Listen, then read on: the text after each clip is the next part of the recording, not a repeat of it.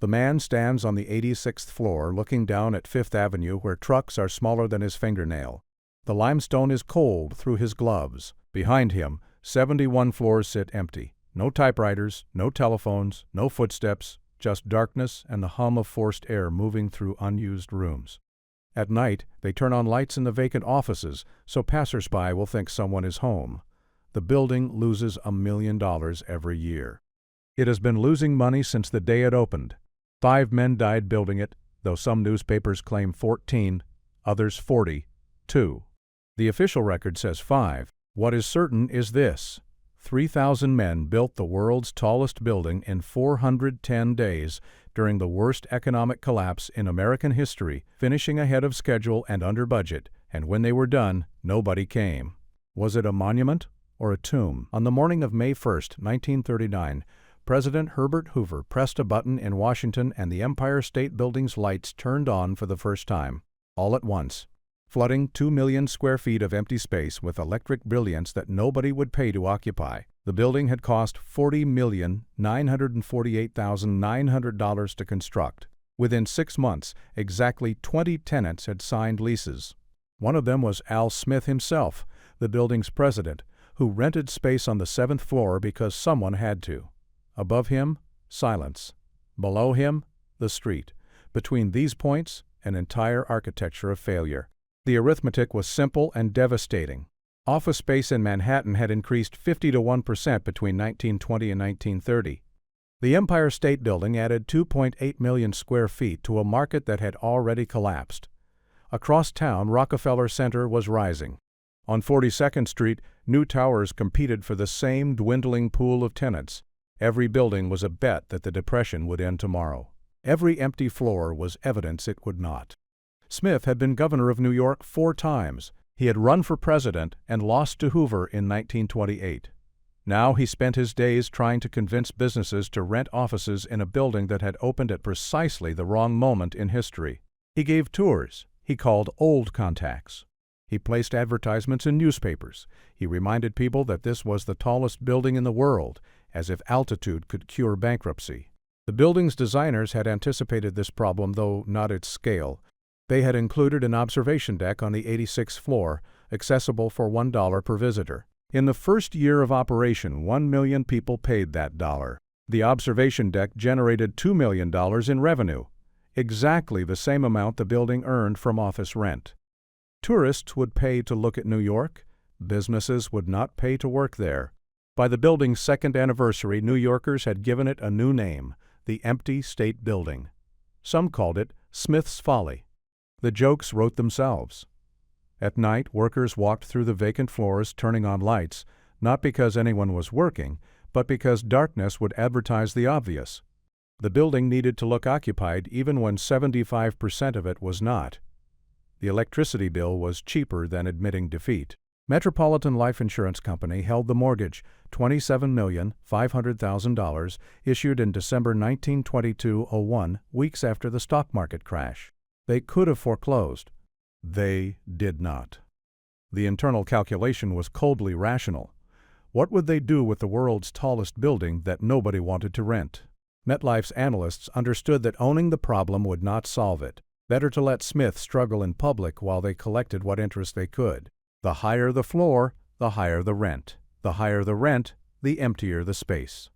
Everything above the 41st floor remained almost entirely vacant throughout the 1930s. The economic logic of skyscrapers, stack enough premium space and the building pays for itself, had inverted. The building's greatest asset, its height, had become its greatest liability. By 1935, the building was losing $1 million per year. This was not a temporary setback. This was structural. The building existed in a city where unemployment had reached 25%, where banks were failing, where the previous decade's faith in endless growth had curdled into something darker. The Empire State Building was not just empty. It was a monument to miscalculation, rising 1,250 feet into the sky as proof that men had built toward a future that never arrived. And yet construction had been flawless. 410 days from groundbreaking to ribbon cutting. Under budget. Ahead of schedule, a marvel of logistics, engineering, coordination.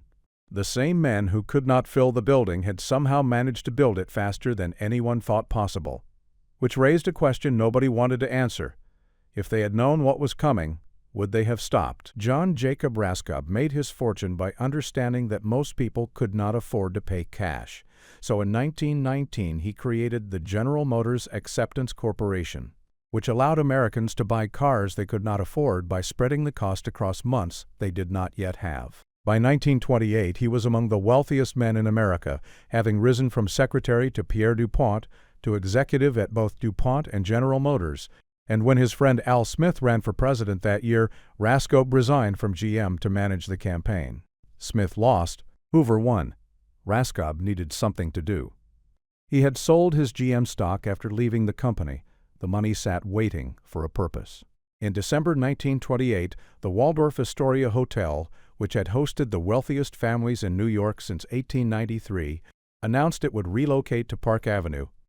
The old building, occupying an entire block between 33rd and 34th Streets on Fifth Avenue, would be demolished. The site measured 425 feet by 200 feet. In Manhattan, a lot that large was a weapon. Raskob saw the announcement. So did Smith. They had worked together on the failed presidential campaign and had promised to go into business together. This was the business. Buy the Waldorf site, demolish it, build something tall enough to matter. The original plan, developed by Bethlehem Engineering Corporation before they ran out of financing, called for a 50-story building. Raskob and Smith looked at that plan and decided it was not ambitious enough. Across town, Walter Chrysler was building his monument, the Chrysler Building, designed to be the tallest in the world at 808 feet. Raskob had worked at General Motors. Chrysler had founded Chrysler Corporation. They were rivals in automobiles, and now they would be rivals in altitude. Another tower, 40 Wall Street, was also competing for the height record, announcing in April 1922 it would reach 925 feet. The Chrysler Building responded by adding a secret spire, installed in 90 minutes, bringing the total height to 1,046 feet. The race was public. The newspapers called it the Race into the Sky. Raskob met with architect William F. Lamb in September 1927. According to one account, Raskob took a jumbo pencil, stood it on its end, and asked, "Bill, how high can you make it so that it won't fall down?" Lamb produced initial drawings in 2 weeks, using earlier designs for the Reynolds Building in North Carolina as a template. The plans went through 15 revisions before approval. Each revision made the building taller. The final design called for 80 stories, then 85, then a last-minute addition, a mooring mast for dirigibles extending 222 feet above the roof. The mast would allow airships to dock at the building, letting passengers step directly into the observation deck on the 102nd floor. The mast also added height. With it, the Empire State Building would reach 1,250 feet, 204 feet taller than Chrysler's Tower. The airship plan was never practical. No dirigible captain ever attempted to dock there. But the mast made the building taller, and taller was the point. Smith and Raskob announced the project to the public on August 30th, 1929. The New York Times ran the story on the front page. Former Governor Smith would head a corporation to build the highest building in the world on the site of the Waldorf Astoria. The building would have 80 stories. It would cost $60 million. Construction would begin within months. 55 days later, on October 24th, the stock market collapsed. Raskob had stopped speculating in stocks the previous year. Smith had no stock investments. Neither man lost his fortune in the crash, but most of their investors did. In December, Empire State Inc. secured a $27 million loan from Metropolitan Life Insurance Company to keep construction on schedule. The stock market crash meant there would be no demand for new office space. Raskob and Smith knew this. They proceeded anyway. Canceling the project, they calculated, would result in greater losses than finishing it. This was not optimism. This was arithmetic. They had acquired the land. They had hired architects. They had signed contracts. Stopping meant writing off everything already spent with nothing to show for it. Continuing meant they would at least have a building, even if nobody wanted to rent it. The decision was made not because they believed in success, but because they feared the alternative. Pierre DuPont, Raskob's longtime friend and the richest man in the partnership, provided additional backing. The project would employ thousands of workers during a time when jobs were vanishing. It would assert that New York still believed in itself, even as the economy disintegrated. And it would give Raskob something the Chrysler Building did not have, a monument that outlasted Chrysler's by 200 feet. Smith used his political connections to lobby for changes to New York's building codes. He convinced city officials to increase the permitted steel-bearing load from 16,000 to 18,000 pounds per square inch, which saved money on materials. He pushed through approval for elevators that could travel at 1,200 feet per minute instead of the legal limit of 700, which meant passengers could reach the 80th floor in less than 60 seconds. These were not minor adjustments. They were revisions to the law itself, made because Smith knew the right people and those people wanted the building to succeed. On January 12, 1930, Empire State Inc. awarded the structural steel contract. 10 days later, on January 22, excavation began. The Waldorf Astoria was already gone. In its place, a hole 55 feet deep, dug by 300 men working two 12-hour shifts, hauling away 28,000 truckloads of earth and rock. The foundation would support 10 million pounds in the building's central columns alone. Raskob and Smith had started a project they could not stop, in an economy that would not support it, for reasons that had less to do with business than with proving they could. They were building the tallest building in the world at the exact moment the world stopped caring about tallness. The ground was broken. The contracts were signed. The workers were hired. There was no turning back. The steel arrived by rail from Pennsylvania, fabricated by American Bridge Company and McClintock Marshall Company, then barged across the Hudson to an East River pier and trucked through Manhattan traffic to Fifth Avenue. Each piece was numbered, sequenced, measured to fit a specific position in a structure that was still being designed as the lower floors rose. The architects were drawing the upper stories while workers bolted together the base. This was called fast-track construction. It required absolute precision in scheduling, fabrication, delivery. One mistake would cascade through the entire sequence. The general contractor was Starrett Brothers and Ecken. Paul Starrett, William Starrett, Andrew Ecken. They had built skyscrapers before, but never at this speed, never under this pressure. The deadline was non-negotiable, May 1, 1930-1. That date was determined not by engineering feasibility, but by New York City law, which designated May 1st and October 1st as the only dates when new commercial leases could begin. Miss the deadline, and the building would sit empty for an additional 5 months.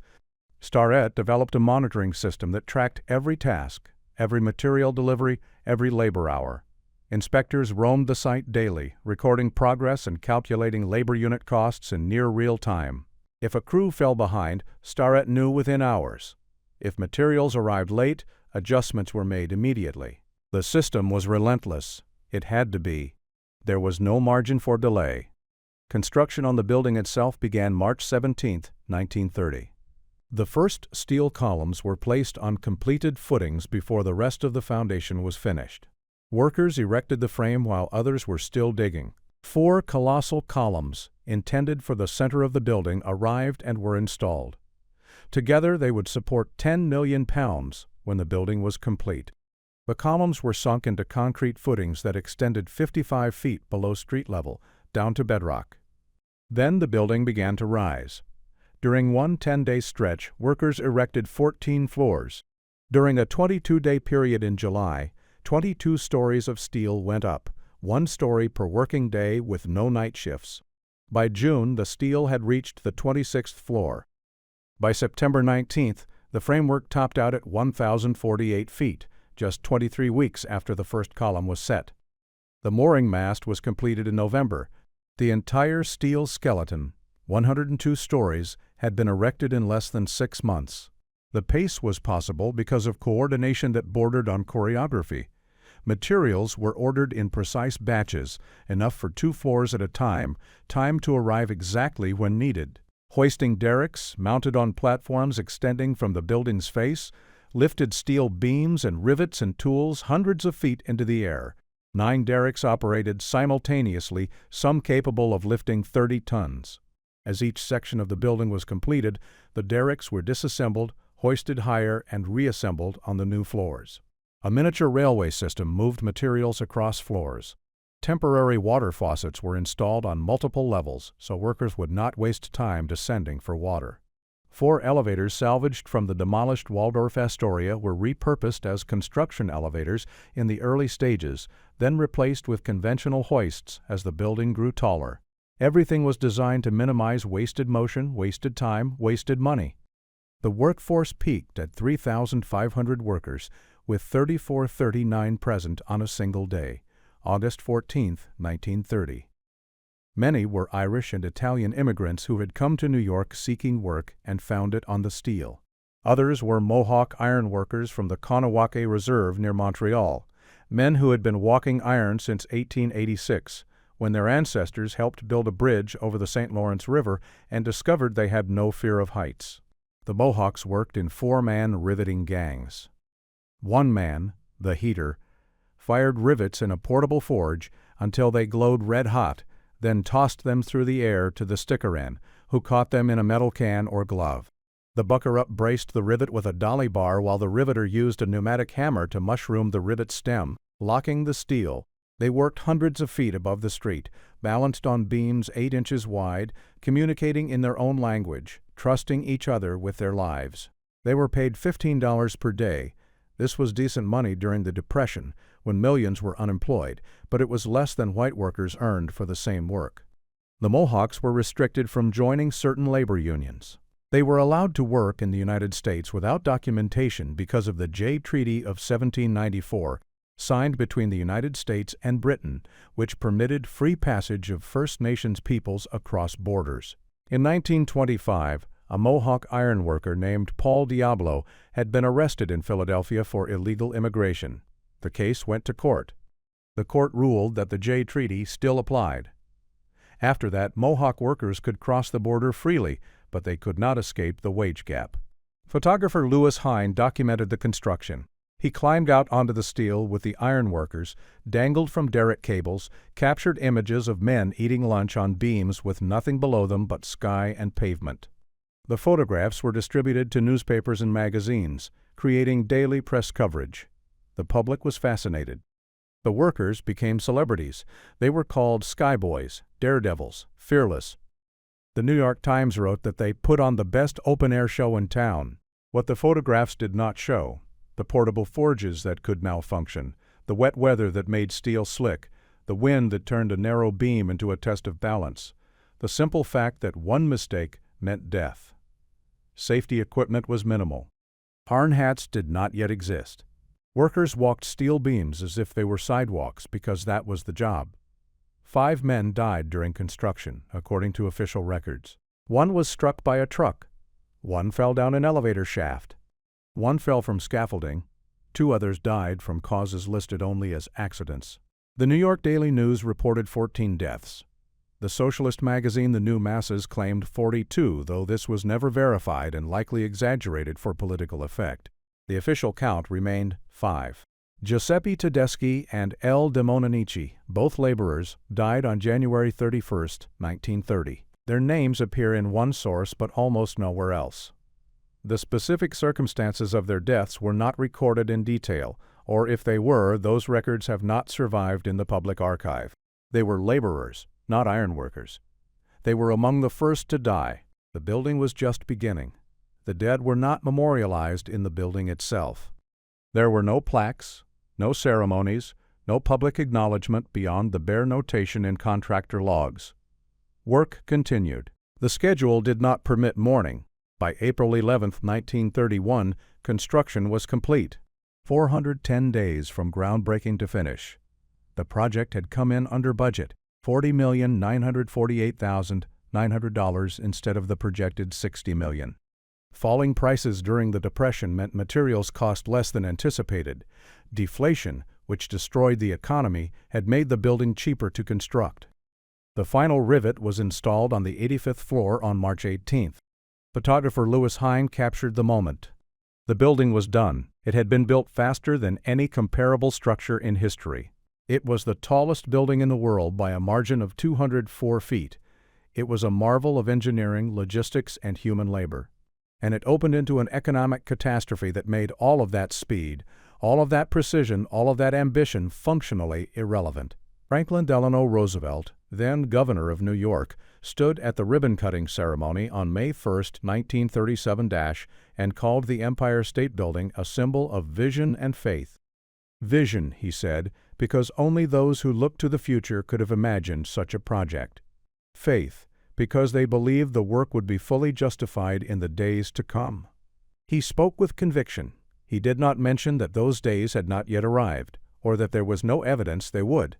President Hoover in Washington pressed a button at precisely 11:45 in the morning. The signal traveled through telegraph wires to New York. Every light in the Empire State Building turned on simultaneously. Inside the building, guests crowded the observation deck, the tea room, the souvenir stands. Outside, crowds gathered on Fifth Avenue, staring upward. The building gleamed. For one day, it looked like success. Al Smith gave tours. He pointed out the lobby's marble, imported from France, Italy, Belgium. He showed visitors the elevators, which could reach the 80th floor in less than 60 seconds. He brought people to the 86th floor observation deck, where on clear days you could see 80 miles in every direction. He described the mooring mast designed for dirigibles, though no airship had yet attempted to dock, and none ever would. He presented the building as the eighth wonder of the world. Newspapers repeated the phrase. The public believed it. Behind the spectacle, 20 tenants. That was the number Jack Broad, who established the Empire Diamond Corporation with his father in mid-1931, later recalled. 20 tenants in a building with space for thousands. Broad rented offices on the 7th floor. Al Smith rented space directly above him.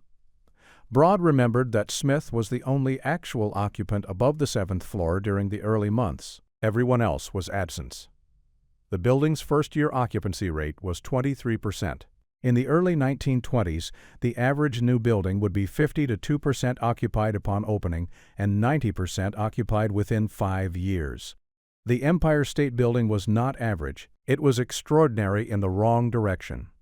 By the second anniversary, occupancy had barely improved. 25% of the space was rented, 75% was empty. The economics were straightforward and brutal. The building had 2.8 million square feet of rentable space. To break even, the owners needed to charge rent that would cover mortgage payments to Metropolitan Life, property taxes to the city, maintenance costs, utilities, and staffing. The higher the floor, the higher the rent, because higher floors had better views and more prestige. But during the Depression, businesses could not afford prestige. They needed cheap space. The cheap space was on lower floors. The expensive space, everything above the 41st floor, sat vacant. The building's managers tried everything. They placed advertisements in newspapers. They offered incentives. They cold-called every business contact Smith and Raskob had accumulated over decades in politics and industry. They reminded prospects that this was the tallest building in the world, as if tenants would pay extra for altitude. None of it worked. The market had collapsed. Office space in Manhattan had increased 51% during the 1920s. Now, in the 1930s, demand had vanished. New buildings competed against each other for a shrinking pool of tenants. Rockefeller Center, under construction nearby, would add millions more square feet. The glut was structural. So the building's managers developed a different strategy. Fake it. Every evening, workers walked through the empty floors turning on lights. From the street, passers-by would see illuminated windows and assume the building was occupied. The deception was expensive. Electricity cost money, but Dartmouth would advertise failure. Better to spend money creating the illusion of success than to admit the building was 75% empty. The observation deck saved them. In 1931, 1 million visitors paid $1 each to ride the elevators to the 86th floor. $2 million in revenue. The building earned $2 million in office rent that same year. The observation deck, designed as an amenity, was generating as much income as the core business. Tourists would pay to look at the city. Businesses would not pay to work in it. By 1935, the building was losing $1 million per year. This was not a cash flow problem that would resolve with better management. This was a mismatch between the building's costs and the market's capacity to pay. The mortgage required regular payments. Property taxes were due whether the building was occupied or not. The staff had to be maintained. security, cleaning crews, elevator operators, engineers, a miniature hospital with nurses on duty, a full-time firefighting team. The building employed hundreds of people to serve tenants who did not exist. Metropolitan Life held the mortgage but did not foreclose. Their calculus was simple. If they foreclosed, they would own the problem. They would become responsible for filling the building, paying the staff, managing the operations. They had no reason to believe they could do better than Al Smith, who was already doing everything possible and failing. So MetLife waited. They collected what interest they could. They renegotiated terms. They reduced payments. They treated the building almost as charity, hoping the economy would eventually recover and make the investment whole. New Yorkers coined nicknames. The Empty State Building. Smith's Folly. The jokes were not mean-spirited so much as factual. The building was empty. It was Al Smith's project. The humor was a way of acknowledging what everyone could see. The tallest building in the world had opened at the worst possible time and was now a monument to miscalculation. In 1932, the building's managers hosted a publicity stunt on the 82nd floor, a séance attempting to contact the ghost of Thomas Edison, who had died the previous year. Reporters attended. The story made the newspapers. It did not attract tenants. The upper floors remained empty. One story, possibly apocryphal but repeated often enough to have entered the building's mythology, a recent Dartmouth graduate was thrilled to get a job at the Empire State Building in the late 1930s. He assumed he would be working for a company inside the building. Instead, his job was to walk the vacant floors flushing toilets so that standing water would not damage the porcelain. This was employment during the Depression, walking empty hallways in the world's tallest building, maintaining facilities that no one used in case someone eventually did. The building's reputation as the world's tallest skyscraper was secure. Its reputation as a functioning office building was not. Everything above the 41st floor was a void. The setbacks, mandated by the 1916 zoning resolution to allow sunlight to reach the streets, created terraces that no one accessed. The Art Deco lobby, with its marble and metalwork, greeted visitors who had nowhere to go. The elevators, capable of 1,200 feet per minute, carried mostly tourists. Al Smith had been governor. He had run for president. Now he spent his days trying to convince businesses that they should rent space in a building that symbolized everything wrong with the previous decade's optimism. He was 75 years old. He would die in 1944, having never seen the building become profitable. The question nobody asked in public: if Raskob and Smith had known the building would lose money for 20 years, would they still have built it? The answer was probably yes, because by the time the stock market crashed in October 1929, they had already announced the project, acquired the land, hired the architects, signed contracts. Stopping would have meant admitting defeat before anything was built. Continuing meant they would have something to show for their ambition, even if what they had to show was losing $1 million per year. The building was not built because it made financial sense. It was built because stopping would have been worse.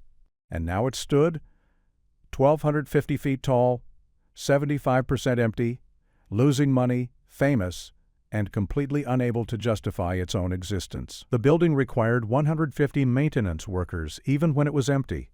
Elevator operators, engineers, custodians, security guards, window washers. They arrived each morning to serve a building that had almost no tenants but could not be allowed to deteriorate. The marble had to stay polished. The brass had to stay buffed. The elevators had to remain operational. The heating and cooling systems had to function whether anyone was there to feel them or not. The building had 66 elevators manufactured by Otis. Each one required regular maintenance, inspection, lubrication. The elevator operators worked 8-hour shifts, standing inside cars that rarely carried anyone except tourists heading to the observation deck. They wore uniforms. They announced floors.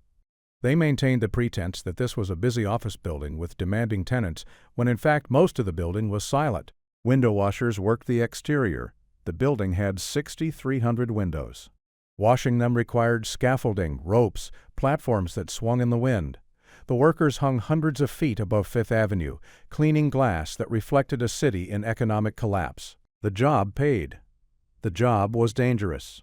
The job was necessary because empty buildings with dirty windows looked abandoned, and abandoned buildings attracted no tenants.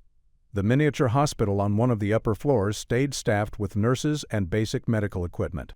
It had been designed to serve thousands of office workers. Instead, it served the maintenance crew. Injuries were common: cuts, burns from steam pipes, falls from ladders. The hospital existed to treat workers who were maintaining a building for tenants who did not exist. The firefighting team remained on duty around the clock. The building had its own fire brigade, trained and equipped, ready to respond to fires in a structure where most floors were empty. The risk was real: electrical fires, equipment malfunctions, but the irony was obvious. The tallest building in the world needed firefighters to protect vacant space. At night, workers walked the empty floors turning on lights. This was a specific job assignment. Someone had to do it. The instructions were clear: make it look occupied. The workers understood they were creating an illusion. They flipped switches in offices where no one worked, turned on desk lamps where no desks were occupied, illuminated conference rooms where no meetings would be held. Then, in the morning, they walked the same route, turning the lights off to save on electricity costs during the day, before turning them on again at night. The work was invisible by design. If the maintenance staff did their jobs correctly, the building would appear to run itself. Visitors would see gleaming marble, functioning elevators, clean windows, and assume the building was successful. They would not see the small army of workers required to maintain that illusion. Some of these workers had been employed on the construction crew. They had built the building, then stayed to maintain it. The transition from construction to maintenance was not a promotion. It was a lateral move into a different kind of precarity. Construction had been temporary but well paid. Maintenance was permanent but offered no certainty. If the building failed completely, if metropolitan life foreclosed, if the owners gave up, the maintenance staff would be the first to go. The Mohawk ironworkers who had helped build the building did not stay. They moved on to the next project: bridges, other skyscrapers, work that paid. Some had returned to Kanawake. Others had settled in Brooklyn, in a neighborhood called Little Caughnawaga, an enclave of Mohawk families who traveled to Manhattan for work and returned to Brooklyn at night. By the 1950s, over 700 Mohawk people lived in that neighborhood, but in the early 1930s, most of them were employed elsewhere. The Empire State Building had been built. The work was done. They moved on. The immigrant laborers, Irish, Italian, had fewer options. Many had families in New York. Many had arrived seeking work and found it on the building. When construction ended, some were offered maintenance positions. The pay was lower, the status was lower. But it was employment during the Depression, and employment was scarce. The building's operating budget in the early 1930s has not survived in accessible public records, but rough calculations are possible. 150 maintenance workers, each earning perhaps $100 per month, would cost $18,000 monthly in wages alone. Add utilities, electricity, water, heating, and the monthly operating cost likely exceeded $25,000. Multiply by 12 months, $300,000 per year, minimum, to keep the building running. That figure did not include mortgage payments, property taxes, or insurance. Against that, rental income from 23% occupancy in the first year. If the building charged an average of $4 per square foot annually, a reasonable estimate for the period, then 2.8 million square feet at 23% occupancy would generate roughly $2,500,000 in gross rent. Subtract operating costs, mortgage payments to Metropolitan Life, property taxes to the city. The building was underwater. By 1935, the annual loss had reached $1 million. That figure, $1 million per year, became the building's defining metric. Not its height, not its engineering, its loss. The workers who kept the building running did not appear in the newspaper stories about the empty State Building. They were not photographed by Lewis Hine. They were not celebrated as skyboys or daredevils. They showed up, did the work, collected their pay, and went home. Their labor was essential and invisible. This invisibility was structural. The building's success, or the appearance of success, depended on erasing the evidence of how much work was required to maintain it. If visitors saw armies of maintenance workers, they would ask why so many people were needed for an empty building. If tenants saw workers constantly turning lights on and off, they would realize the illusion. So the work happened in the margins, Early morning, late night, the hours when no one was watching. The building could not function without these workers, but acknowledging their necessity would undermine the building's image as a self-sufficient monument to modernity. So they remained in the background, doing the work that made the foreground possible. One account from the 1930s, recorded decades later, describes a maintenance worker who spent his evenings walking the vacant floors. He said the silence was oppressive. The floors were designed for thousands of people, typewriters, telephones, conversations, footsteps. Instead, nothing. Just the hum of ventilation systems and the echo of his own footsteps on marble floors. He said it felt like walking through a tomb. That worker's name was not recorded. His specific role was not detailed, but his description captured something essential. The building was inhabited by absence. The workers who maintained it were maintaining a void. And every day, they showed up and did the work, because the alternative was unemployment in a city where a quarter of the population had no job at all. The mooring mast on top of the Empire State Building was 222 feet tall and weighed 500 tons. It was designed to allow dirigibles to dock at the 102nd floor, where passengers could disembark directly into the observation deck. The idea was ambitious, modern, perfectly aligned with the building's image as a structure of the future. It was also unworkable, and everyone involved knew it before construction was complete. The problem was wind. At 1,250 feet above street level, wind speeds were unpredictable and often violent. A dirigible attempting to dock would be buffeted from multiple directions simultaneously. The airship would need to hold position long enough for ground crews to secure mooring lines, stabilize the vessel, and deploy a gangway. All of this while the ship swayed in wind that could change direction and intensity within seconds. The United States Navy researched the feasibility at Al Smith's request. Smith had political connections. He used them. The Navy conducted studies, ran simulations, produced reports. Their conclusion: technically possible under ideal conditions. The ideal conditions almost never existed. High winds, turbulence, the updrafts created by the building itself, all of these made docking dangerous for the airship and everyone involved. 2 attempts were made. In September 1931, a small blimp attempted to deliver newspapers to the mooring mast as a publicity stunt. The blimp hovered near the mast for 3 minutes. Wind forced it away. No mooring was achieved. The newspapers were not delivered. The pilot later described the experience as like trying to land on the back of a bucking horse. A second attempt occurred weeks later with similar results. The dirigible approached, wind pushed it off course, the attempt was abandoned. After that, no serious efforts were made. The mooring mast became decorative. The 102nd floor, designed as a debarkation station for dirigible passengers, became a second observation deck. The space intended for ticket sales became what newspapers called the world's loftiest tea room and soda fountain. The mast had cost money to design, engineer, and construct. It added 222 feet to the building's height, which was its real purpose. Without the mast, the Empire State Building would be 1,048 feet tall, only 2 feet taller than the Chrysler Building. With the mast, the Empire State Building reached 1,450, 4 feet to the tip of the lightning rod. The margin of victory was not 2 feet. It was 406 feet. That margin existed because of a structure designed for a purpose that would never be fulfilled.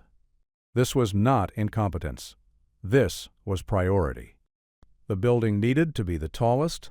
The mooring mast made it the tallest. Whether the mooring mast functioned was secondary. The symbolism mattered more than the utility. In 1950, the mooring mast found a purpose. A 222-foot radio antenna was erected on top of it, allowing New York's television stations to broadcast from the highest point in the city. The antenna was profitable.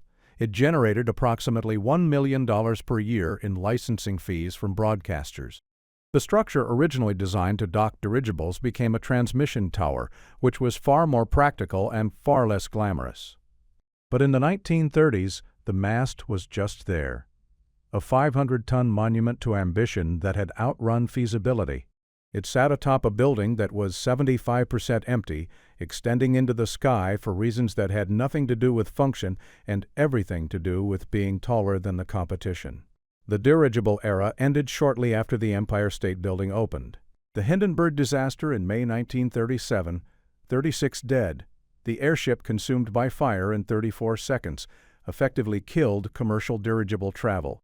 After that, no one seriously proposed docking airships at skyscrapers. The mooring mast became a relic before it ever became functional. Al Smith had promoted the mast aggressively. He had spoken about it in interviews, included it in promotional materials, described a future where businessmen would travel from city to city by dirigible and step directly into the Empire State Building without ever touching the ground. He presented this as inevitable progress. He was wrong, but he was not lying. He believed it, or at least he believed it was worth saying he believed it. The building's promotional materials from 1931 show drawings of dirigibles docked at the mast, passengers disembarking onto the observation deck, the city spread below them. The images are beautifully rendered. They depict a future that never arrived. The gap between the drawing and the reality was the gap between what the building promised and what it delivered. This gap extended beyond the mooring mast. The building promised modernity, efficiency, progress. It delivered empty floors, financial losses, and a maintenance staff working to create the illusion of success. The dirigible was just the most visible symbol of the larger problem. The building had been designed for a world that no longer existed. By the time the building opened, commercial aviation was shifting toward airplanes, not dirigibles. Airports, not skyscraper rooftops, would become the infrastructure of air travel. The Empire State Building's mooring mast was obsolete before it was finished. But it remained, because removing it would reduce the building's height, and height was the only competition the building had definitively won. In 1930, two economists named William Clark and John Kingston published a book titled The Skyscraper, a study of its economic height. They modeled a hypothetical office tower on a large lot near Grand Central Terminal and calculated the profit-maximizing height using detailed cost and revenue projections. Their conclusion: 67 stories would yield the best return on investment. 75 stories was a close second. Anything taller than that reduced profitability because construction costs increased faster than rental income. The Empire State Building had 102 stories. Clark and Kingston's model assumed stable economic conditions, reasonable occupancy rates, and rational tenant demand. When those assumptions held, the math was clear. There was an optimal height for any given lot, and exceeding that height meant building floors that would cost more to construct and maintain than they would ever generate in rent. The Empire State Building had exceeded optimal height by approximately 30 stories. This was before accounting for the Depression. The building's initial revenue projections, developed by Raskob and Smith in 1929, assumed they could charge an average of $3.37 per square foot annually for office space. This was slightly below what comparable buildings near Grand Central were charging, but the Empire State Building was farther from mass transit hubs. The projection seemed reasonable. At full occupancy, the building would generate approximately $9,400,000 in gross annual rent. Against that, construction costs of $40,948,900 plus the land purchase of $16 million. Total investment, approximately $57 million. Add the $27 million loan from Metropolitan Life at interest rates that were never publicly disclosed but likely around 5%. Annual interest alone would exceed $1 million. The building needed to maintain high occupancy just to service the debt. It needed near full occupancy to generate profit. Instead, in the first year, it achieved 23% occupancy. The math became simple. The building could not generate enough revenue to cover its costs. This was not a short-term problem. This was structural insolvency. Metropolitan Life renegotiated the loan terms in the mid-1930s. The exact details remain unclear. Private negotiations, confidential agreements, but the effect was obvious. Payments were reduced, timelines extended, interest rates adjusted. MetLife understood that foreclosing would not improve their position. They would own a building that was losing money and had no obvious path to profitability. Better to keep the loan on the books, accept reduced payments, and hope the economy recovered. Pierre DuPont, Raskob's longtime friend and one of the building's primary backers, moved his offices into the building in the mid-1930s. This was described in some accounts as charity, in others as strategy. DuPont did not need office space in the Empire State Building. He had offices elsewhere. But his presence as a tenant created the appearance of confidence. If one of the richest men in America was willing to rent space in the building, perhaps it was not failing as badly as it appeared. The city of New York also renegotiated. Property taxes on the building were substantial. The exact figures varied year to year, but estimates suggest hundreds of thousands of dollars annually. The city had no interest in forcing the building into bankruptcy. An empty building generated no tax revenue. A building with reduced occupancy generating reduced tax revenue was better than nothing. So the city lowered the assessment, extended payment timelines, worked with the owners to keep the building operational. These negotiations were not publicized. They happened in private meetings between lawyers, accountants, city officials. The public saw the empty state building. Behind that, a network of compromises, deferrals, accommodations. Everyone involved had an interest in keeping the building from total collapse. MetLife needed to protect their loan. The city needed tax revenue. DuPont needed to protect his investment. Smith and Raskob needed to avoid the humiliation of outright failure, so the building continued. Not thriving, not profitable. Just continuing. By 1940, occupancy had improved slightly. Some sources suggest 40%. Others claim the building reached 98% occupancy by the mid-1940s. The discrepancy in these figures is significant and unresolved. Official records from this period are incomplete or contradictory. What seems clear, the building did not become consistently profitable until after World War II, when the economy recovered and office space in Manhattan became scarce. The war changed the equation. Government agencies needed space. Military contractors needed offices. War relief organizations needed headquarters. By 1945, the building had tenants.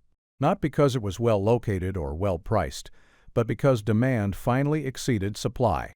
The glut of the 1930s became a shortage in the 1940s. The building survived not because it was a good investment, but because the economy eventually caught up to its capacity. In 1950, the building broke even for the first time, 19 years after opening. 19 years of losses, negotiations, compromises. John Raskob died that same year. He had never seen the building become profitable. Al Smith had died in 1944, also before profitability. The men who built the building did not live to see it succeed. Raskob's estate listed the building for sale in 1951 with a minimum asking price of $50 million. A syndicate led by business partners Roger Stevens, Henry Crown, Alfred Glancy, and Ben Tobin purchased it for $50 million. At the time, this was the highest price ever paid for a single structure. The sale was brokered by the Charles F. Noyes Company. The transaction made news not because the building was profitable, it had just broken even, but because someone was willing to pay that much for it. Stevens explained the purchase bluntly. "We didn't buy it because it's the world's tallest building, but because it looked like a cheap piece of real estate." This was not a vote of confidence in the building's design or prestige. This was a calculation that the building, having absorbed nearly 2 decades of losses, was now undervalued relative to its potential. By 1961, the building had transformed. Occupancy was high. Revenue was strong. Time magazine reported that the Empire State Building had gone from a flop to being a moneymaker, boasting a 99% occupancy rate. Another syndicate, led by Lawrence Wien and Harry Helmsley, purchased the building for $65 million. Another record price. The building that had been mocked as the empty state building was now described by the New York Times as one of the most profitable single-building operations in the world. The numbers tell the story. In 1931, 23% occupancy, $2 million in rent, $1 million in annual losses. In 1960, 199% occupancy, millions in revenue, described as highly profitable. The building had not changed. The economy had. The mathematics of the Empire State Building were always sound, but only if the assumptions held. Clark and Kingston's model worked if the economy was stable. Raskob and Smith's projections worked if demand for office space remained high. Neither assumption survived October 1929. What remained was a building that had cost $57 million, lost money for nearly 20 years, survived through a combination of luck and institutional support, and eventually became profitable not because of anything its owners did, but because the world changed around it. The question nobody could answer: was it worth it? King Kong climbed the Empire State Building in 1933. The film was released 2 years after the building opened, and it gave the structure something commercial tenants had not: a narrative. The giant ape, captured and brought to New York, breaks free during a theatrical exhibition, kidnaps a woman, and climbs the tallest building in the world while biplanes circle and fire machine guns. Kong swats planes from the sky. He holds the woman, Ann Darrow, played by Fay Wray, in one massive hand while gripping the building's spire with the other. Eventually, he is shot down. He falls. The building remains. The film was fiction, but the building was real, and audiences could visit the exact location where Kong had made his stand. The observation deck became a pilgrimage site. People paid their dollar, rode the elevator, stood where Kong had stood, or where he would have stood if he had existed. The line between fiction and tourism dissolved. The building became famous not for its tenants but for a movie about a creature that never lived. This was the observation deck's function: to convert altitude into revenue. $1 per visitor. 1 million visitors in the first year. $2 million. The observation deck made as much money as all the office rent combined, and it did so by offering something offices could not: a story. The building appeared in films, photographs, postcards, advertisements. It became a symbol of New York, which meant it became a symbol of modernity itself. The image was everywhere. The reality, 75% vacant, losing money, was irrelevant to the image. The building existed in 2 registers simultaneously, as a failing commercial property and as a global icon. The marketing team understood this. They advertised the observation deck aggressively. They placed ads in newspapers, on train tickets, in tourist brochures. They emphasized the view. 80 miles on a clear day, they emphasized the height: 1,050 feet to the 86th floor observatory. They did not emphasize that most of the building below was empty. In 1939, the romantic drama Love Affair featured the Empire State Building as a meeting point. The plot: a couple agrees to meet at the top of the building in 6 months if they still love each other. An accident prevents the meeting. The tragedy unfolds. The building is the stage. In 1957, the film was remade as An Affair to Remember with Cary Grant and Deborah Kerr. Same plot, same building. The observation deck became synonymous with romance, fate, missed chances. Sleepless in Seattle in 1993 used the same device. So did countless other films, television shows, novels. The building was no longer just a structure. It was a cultural artifact, a setting where narratives unfolded. People proposed marriage there. People scattered ashes there. People came to see the city from above and left feeling they had witnessed something essential. The building's public relations team cultivated this. They understood that the observation deck was the only part of the building that made money consistently, so they made it famous. They sent press releases. They invited photographers. They created events, races up the stairs, light shows, anniversary celebrations. They turned the building into a performance. In 1931, only about 20 tenants occupied the building, but 1 million tourists visited the observation deck. The tourists did not care that the building was empty. They cared that it was tall. They cared that they could see the city from a height no one had seen it before. They cared that they could tell people they had been to the top of the tallest building in the world. The observation deck revenue kept the building from total collapse in the early years. It did not make the building profitable, but it reduced the losses. $2 million per year was not enough to cover the mortgage, taxes, and operating costs, but it was enough to justify keeping the building open while waiting for office tenants who might never come. By 1936, the observation deck was crowded daily. Food and drink were available for purchase. Souvenir stands sold postcards, miniature replicas of the building, commemorative items. The observation deck had become a business unto itself, operating independently of the office space below. By 1944, the building had received its 5 millionth visitor. The building's fame created its own problems. The observation deck attracted people who came not to admire the view, but to end their lives. Between the building's opening and the mid-1940s, more than 30 people jumped from the observation deck or the upper floors. The number is disputed. Some sources claim fewer, others more, but the problem was real enough that management installed barriers and increased security. The barriers changed the experience. The original design allowed visitors to stand at the edge with nothing between them and the sky. The barriers added distance, safety, a reminder that this height was dangerous. The suicides reinforced the building's cultural presence. Each death was reported in newspapers. Each report reminded readers that the Empire State Building existed, that it was tall, that it was a place where things happened. The publicity was morbid, but it was publicity. The building stayed in the public consciousness. This was the building's survival strategy in the 1930s. Exist as spectacle. The offices were empty, but the observation deck was full. The building lost money on rent, but it made money on tourists. The structure itself was a failure by commercial real estate standards, but it was a success as an attraction, a landmark, a symbol. The managers understood this division. They stopped trying to compete with Rockefeller Center for corporate tenants and focused on making the building famous. They could not fill the floors, but they could fill the observation deck. They could not make money from offices, but they could make money from people who wanted to see what it felt like to stand at the top of the world. In some accounts, this strategy was described as making the best of a bad situation. In others, it was described as accidentally discovering the building's true purpose. The distinction mattered less than the outcome. The building survived its first 2 decades not because it worked as designed, but because it worked as something else. By the 1950s, when office occupancy finally improved, the observation deck had already made the building indispensable. It was no longer just a piece of real estate. It was a destination.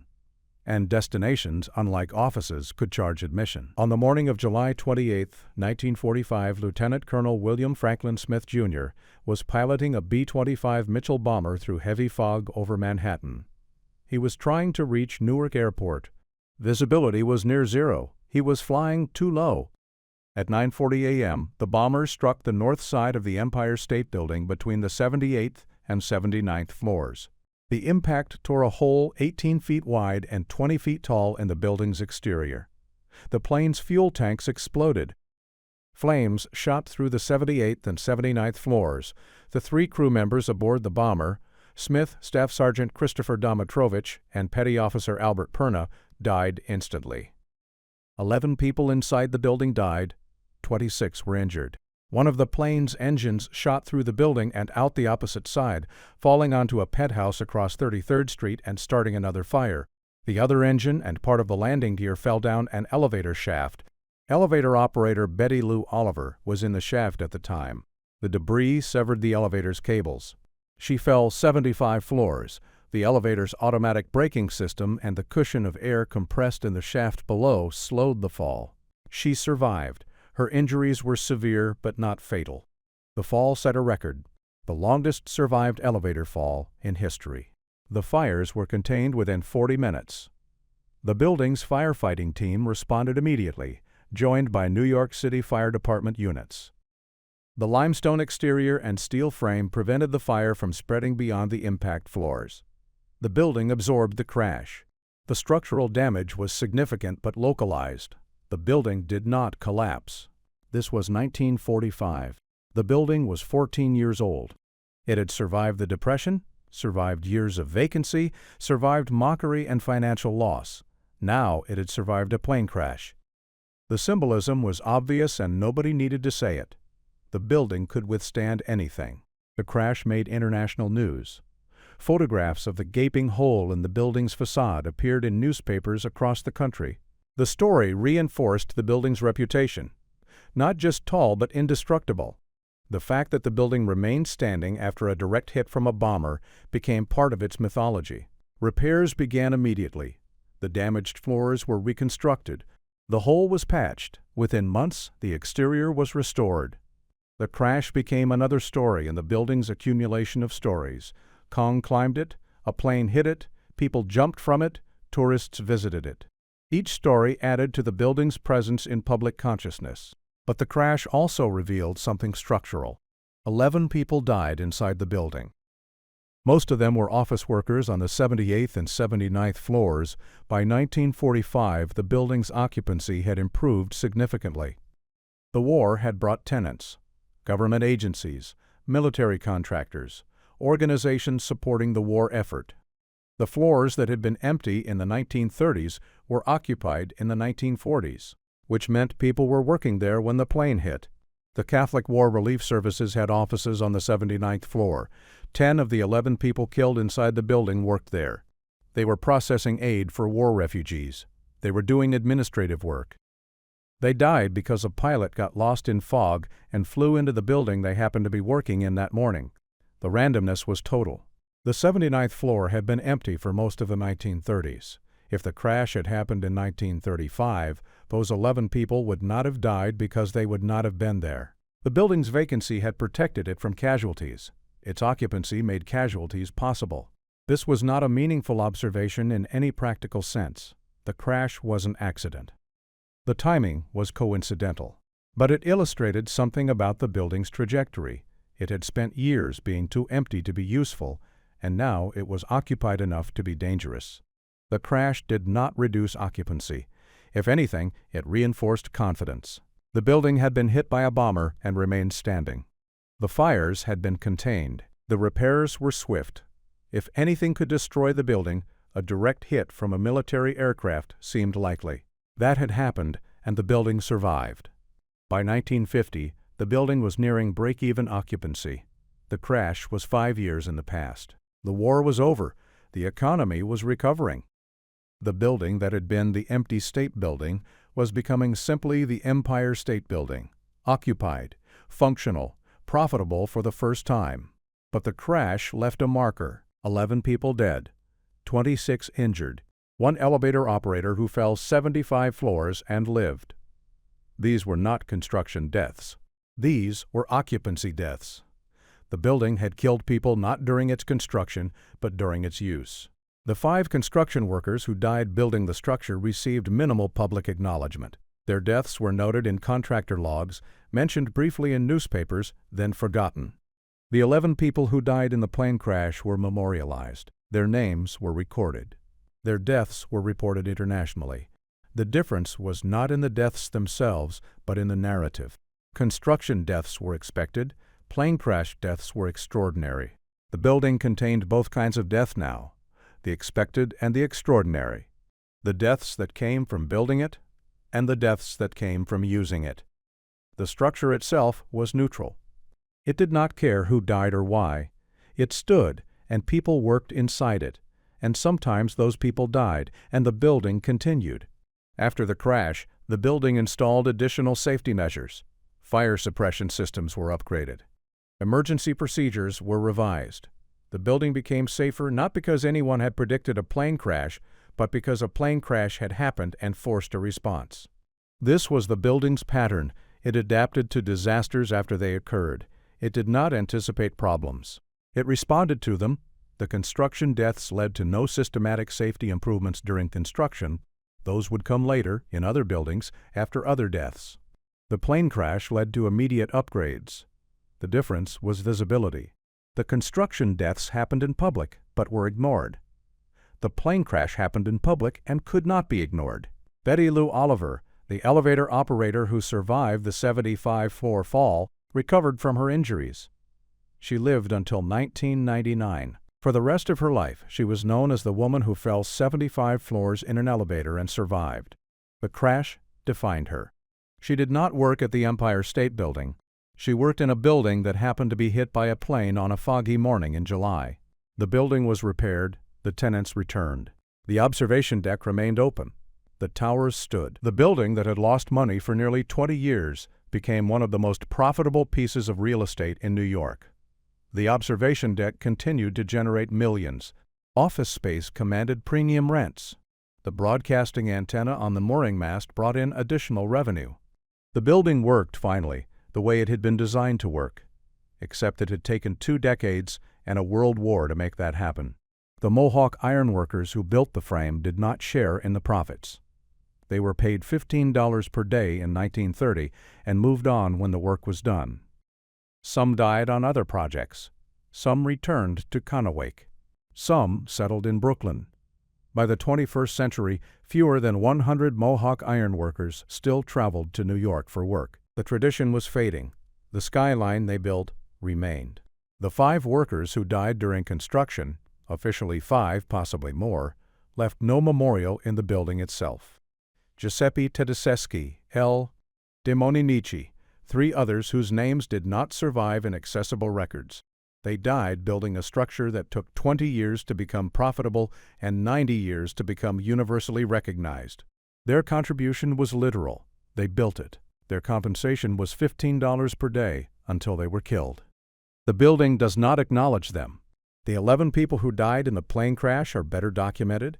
The Catholic War Relief Services employees, Betty Lou Oliver, who survived, Lieutenant Colonel Smith and his crew, who did not make it. Their deaths were extraordinary, which made them memorable. The construction deaths were ordinary, which made them forgettable. Al Smith died in October 1944, 7 years before the building became profitable. He spent the last 13 years of his life trying to fill a building that symbolized his own political decline. He had been governor 4 times, ran for president, and lost. Then he became the public face of a failed real estate investment. His office was on the 7th floor. Above him, mostly emptiness. He gave tours, made calls, placed advertisements. He never saw the building succeed. John Raskob died in October 1950, the year the building finally broke even.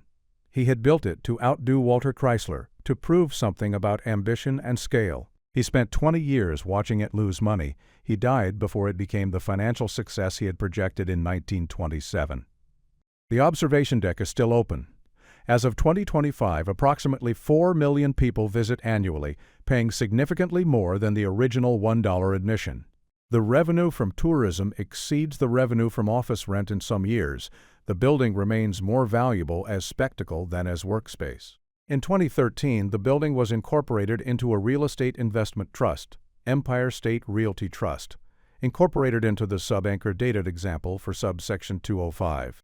Financial statements are available. The observation deck generates over $100 million annually. Office space generates approximately $104 million. The broadcasting antenna generates $20 million. Retail space generates $9 million. The building is a business with multiple revenue streams, most of which did not exist when it was designed. The construction took 410 days. The profitability took 20 years. The fame took longer than both, but has lasted longer than either. The building is no longer the tallest in New York. It is currently the 8th tallest in the city, 10th in the United States, 59th in the world. But it remains the most photographed, the most filmed, the most visited. The question from the beginning remains unanswered. Was it worth it? The workers who died building it, not worth it. The investors who lost money for 2 decades, not worth it, until it was. The city of New York, which gained an international symbol, worth it. The tourists who pay to visit the observation deck, worth it. The tenants who work there now, functionally indifferent. Worth is not absolute. It depends on position, timing, survival. The building is worth different amounts to different people at different times, and those valuations do not reconcile. They coexist. The Empire State Building stands at 1,250 feet, 1,454 feet to the tip of the antenna. It contains 2 million square feet of space. It employs hundreds of people to maintain it. It attracts millions of visitors. It generates hundreds of millions of dollars in revenue. It is a success by every contemporary metric. But it was built by men who did not share in that success. It was financed by men who did not live to see it. It was designed for a future that did not arrive on schedule. It survived not because it was well planned, but because the institutions holding its debt could not afford to let it fail. The building is limestone, steel, concrete, glass. It is also debt, labor, mortality, publicity, time. It is a structure and a system. It worked as a structure immediately. It took decades to work as a system. In the end, the building contains all of it: the ambition, the deaths, the miscalculation, the survival. It is a monument to what happens when ego meets economics, when construction outpaces demand, when men build toward a future they will not see and cannot control. The building stands. That is the only certainty. It will stand longer than anyone who built it. Longer than anyone who financed it. Longer than anyone who died building it or died inside it. The structure is indifferent to all of that. It is 1,250 feet of indifference, designed to house commerce, actually housing memory, still standing, still occupied, still famous, still here. Whether that is enough depends on who you ask, and when you ask them, and whether they are standing at the top looking down, or at the bottom looking up, or somewhere in between where most of the floors are, where people work and do not think about the height or the history or the cost. The building does not answer questions. It stands. That is what it was built to do, and it continues.